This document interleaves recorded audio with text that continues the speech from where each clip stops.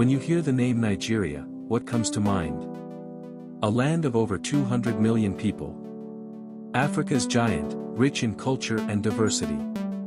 But have you ever wondered, where did this name come from? How did Niger area become Nigeria?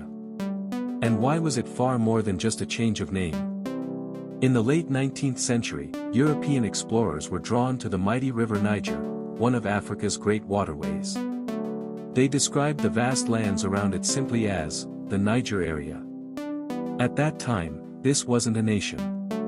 It was just a colonial description, a label on a map. But beyond that label were thriving civilizations, the Sokoto Caliphate in the north, the Kingdom of Benin in the west, the Oyo Empire, and vibrant Igbo communities in the east.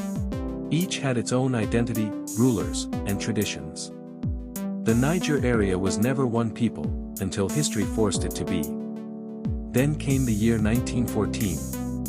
Under Governor-General Lord Frederick Lugard, the British merged the northern and southern protectorates into one political entity.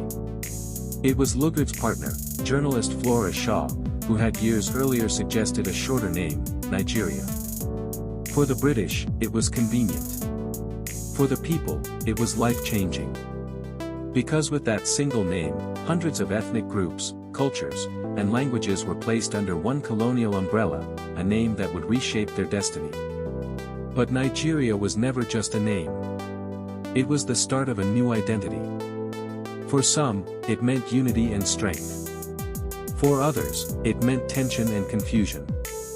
Diverse nations with different histories and religions were now expected to live as one. And so, from that moment, history was no longer about Hausa, Yoruba, Igbo, Tiv, or Kanuri alone. It became about Nigerians, whether they accepted it or not. Over time, the name Nigeria became a rallying cry. Nationalists like Nnamdi Azikiwe, Obafemi Awolowo, and Ahmadu Bello gave it new meaning. They spoke of freedom, of unity, of a people strong enough to stand on their own. By October 1, 1960, Nigeria finally broke free from colonial rule. What started as a label on a map had now become a republic, a sovereign state, proud and independent. But the struggles continued: civil war, ethnic rivalries, political unrest. The name was tested, again and again. Yet, through every challenge, the idea of Nigeria survived. So when we say Nigeria today, we must remember, it was never just a name. It was the birth of a nation's story, a story still being written.